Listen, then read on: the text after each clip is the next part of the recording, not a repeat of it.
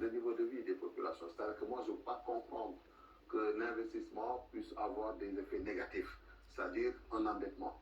Pour moi, l'investissement doit avoir un effet positif, c'est-à-dire augmenter le niveau de vie des populations, augmenter la croissance, faire en sorte... Mais ça dépend aussi de la destination de cet investissement.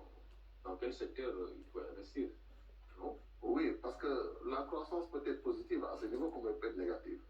Donc pour moi, une croissance négative, c'est quand l'investissement entraîne un endettement au surendement. Donc il faudrait peut-être que l'État incite les acteurs qui sont chargés de conduire ces investissements à, aller dans le sens d'une politique de rentabilité.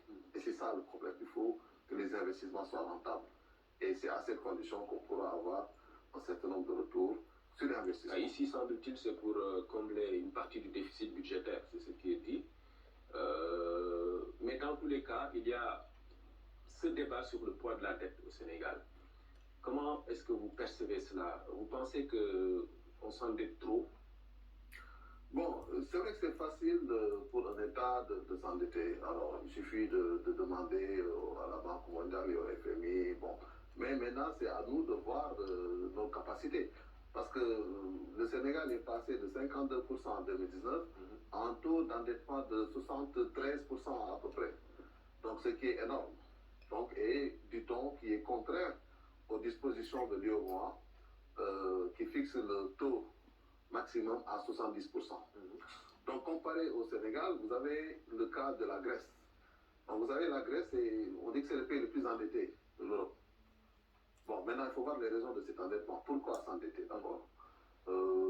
Souvent, il y a des phénomènes qui sont liés au comportement, qui ne sont pas des raisons, j'allais dire conjoncturelles, mais qui sont plutôt des raisons parfois culturelles. Par exemple, on parle beaucoup de clientélisme, de népotisme, de corruption, etc.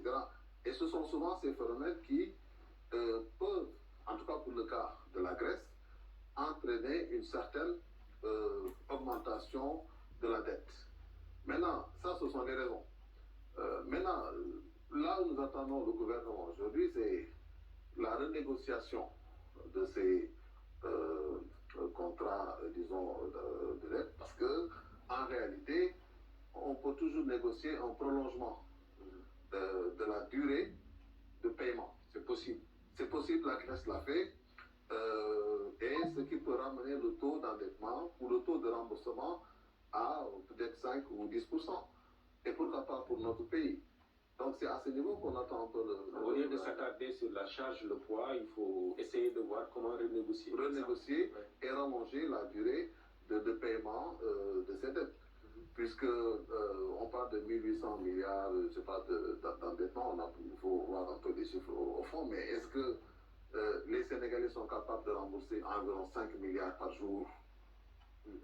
Voilà un peu le problème, c'est-à-dire qu'il faut voir le lourd poids de la dette et renégocier de façon à ce que l'on puisse, encore une fois, allonger la durée, n'est-ce pas, du paiement. La Grèce l'a fait. Pourquoi pas le Sénégal. Alors, professeur, une autre priorité, d'ailleurs, qui a été adressée par le gouvernement, c'est la justice.